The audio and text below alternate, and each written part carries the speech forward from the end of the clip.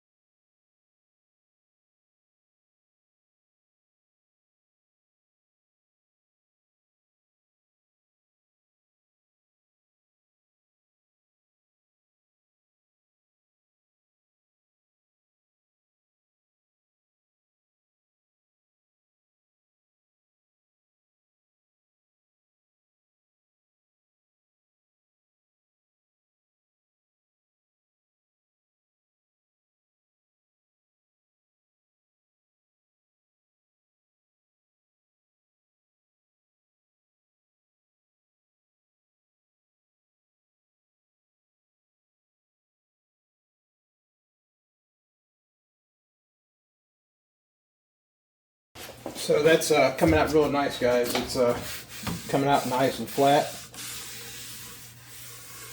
Like I said, I'll just have to use a little bit of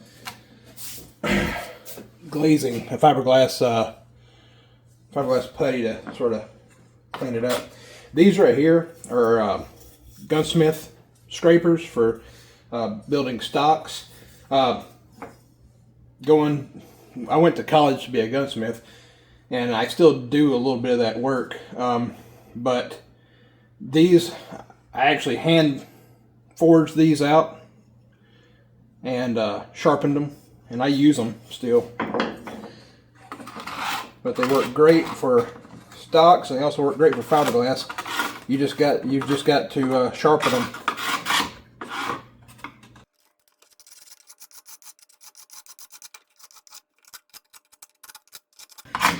This back corner at this hard edge, I knew it was going to be an issue, a little bit of an issue. I'm going to scrape this and sand it a good bit to flatten it out. It's going to be pretty much covered up, but I want to scrape it and flatten it, and then I can use a little bit of the compound, the fiberglass enforced glazing compound.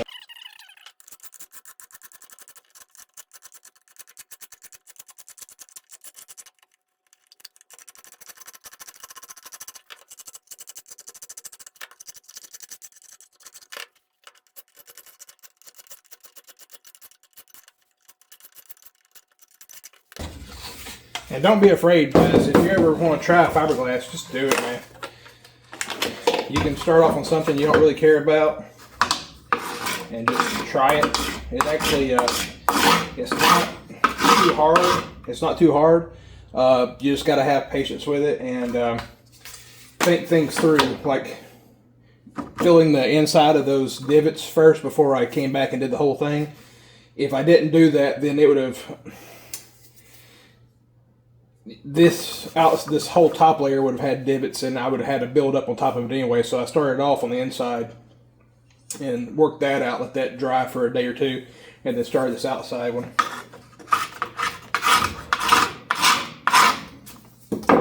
All right.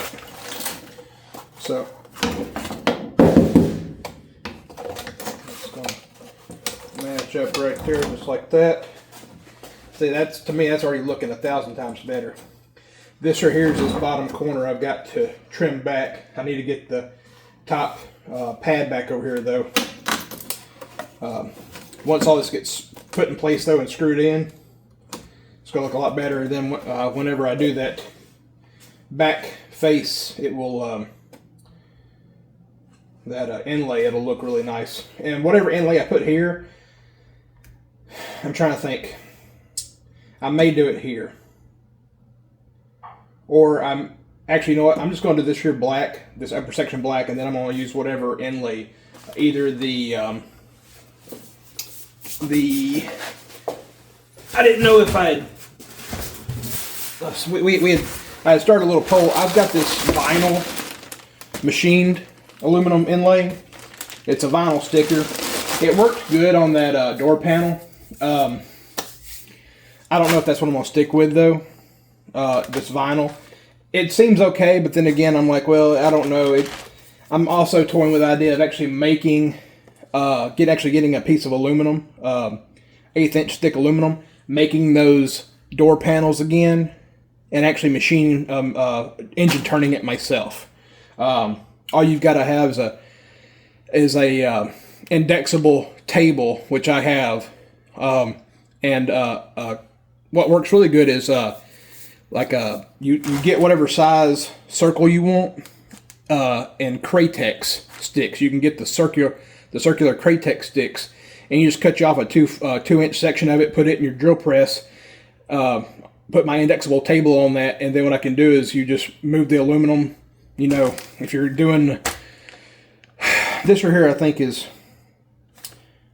must be 3/8" circles, so you'll move it like half that, come down, let it spin on it for 5 seconds, then move it to the next one, and you just keep going back and forth, moving over every time you finish a row, and you end up making it. I'd have to set up and show y'all how to do it with those door panels, because those door panel pieces are a little bit longer than what my table will fit.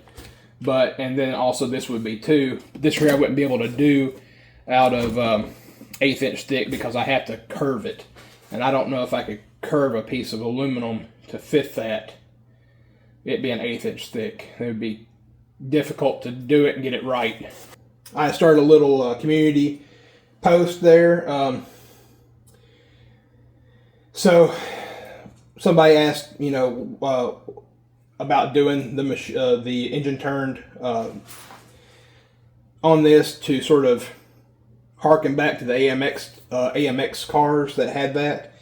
I like the idea, and that's why I bought that vinyl inlay sticker that worked out for the door panel. But I've also been thinking, well, what if I did? On that post I showed a carbon fiber hex that is like a dark blue, and then also a blue and black regular carbon fiber. It would basically be the same as this right here, but one direction is blue, one direction is black. And what I would do is I would just basically do the same thing I've been doing with the fiberglass. You wouldn't see any of the back section though, because it's not translucent like this is once it's wet.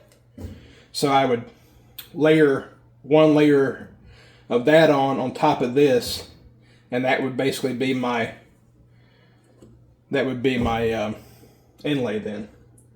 And with that right there though, unlike this where I just cut it, threw it on there, and then just dabbed it all over, this the carbon fiber, when I put it on here, I would have to basically just take it, lay it on there, and put it on, and use a roller and very gently roll it on there to make sure I got good contact all over, but let it sit. You don't want to move it around, because just like this right here, it will move with you. Well, then if you start moving it around a ton, what you end up having, instead of a nice square pattern, you end up having triangular patterns. So it looks good if it's all triangular or all square, but when you start having square pattern, triangle pattern, back and forth through it, then it gets a little, it looks messy. So when you order that carbon fiber, you've got to really measure what you need, cut it without stretching the fiber whatsoever. Do a back paste of resin, lay it on gently, press it in, put a little bit more resin on top, and roll it very gently to squeeze it all in and out to make sure everything is good. If you can do that, you can get away with it, and then you can sort of trim along the top edge wherever you want your inlay to end. And but that's that in a nutshell. That's what that requires. This here looks like it's going to fit up nice now. That fits up against that corner. That fits back there. That's going to be nice. And the inlay will hide all this right here. Then I'll be able to cut, even if my new vents don't fit the vent holes correctly. If they're the new vents, I think, are a little shorter, a little wider than this, I can cut that out, and then the fiberglass will be able to hold the vent. Same thing here. The these holes are sort of weird. You can tell they're sort of square. From this side to this side is like 4.5 inches, but from here to here is like 5.5. So I can only fit a 4 to 4.5 inch gauge.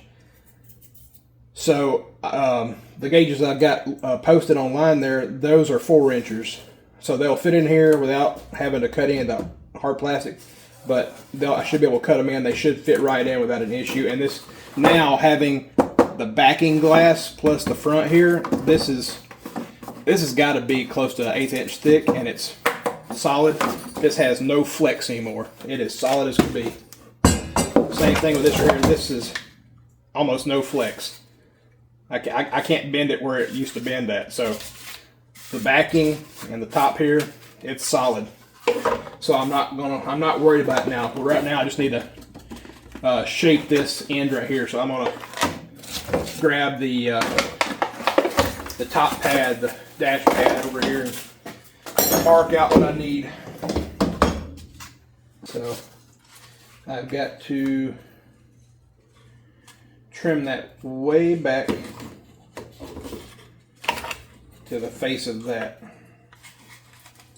It's got to be the face of that. Yeah, I think so. Okay, let me get this orbital sander set up.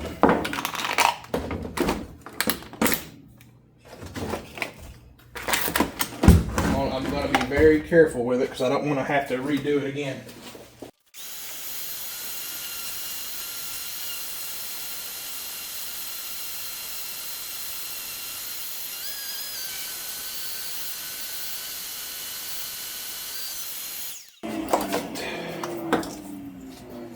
I'll have to clean up the back of this yet. I haven't done that yet, but this right here should fit in here now.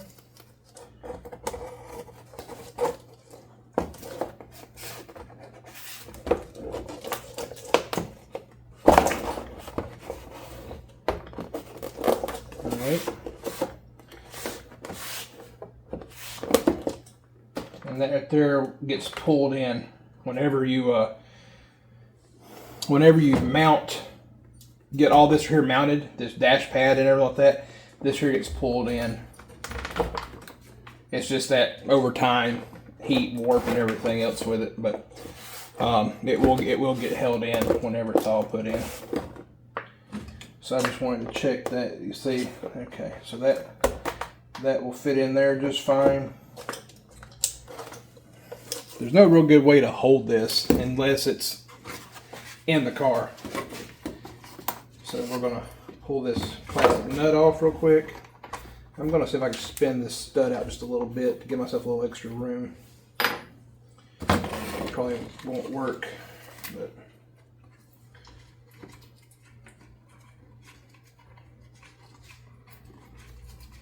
and I already see a little problem. I gotta put a little bit of fiberglass right here along this edge, which is fine. I can do that whenever I get ready to do some more work. I've got to do a little bit of fiberglass work on the rear spoiler, on the back, on the trunk. I've got to do a little bit of work on that. And what else do I have?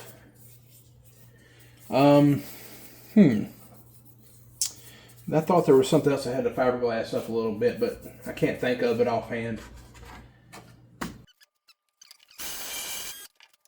Hey guys, you know what? It's looking really close. Now I think my major issue is this plastic piece that I put in here. I think I may have put it in just a hair bit too far, and the stud's not reaching all the way through, which is not a problem. All I gotta do is get a longer piece of thread. Let's see here. I'm pretty close to where it should fit. I think I'm pretty much there. Yeah, that looks about right because it's right in line with that, and that will fit. Yep, I just gotta do take that. That's just a little bit of cardboard left over from the cardboard I was using to hold it up. I've just got to take and fill in this here a little bit around this corner, and I might take and make another bridge that will hold the end of it here, or I'll just get a different stud here. It doesn't matter to me. But anyways, that'll work. I'm gonna call it there for tonight, guys. battery's about to die on the phone. So we'll see y'all later. And plus, I gotta be back at work at 5 a.m. and it's right now close to 11. Have a good one, guys. Like, share, subscribe.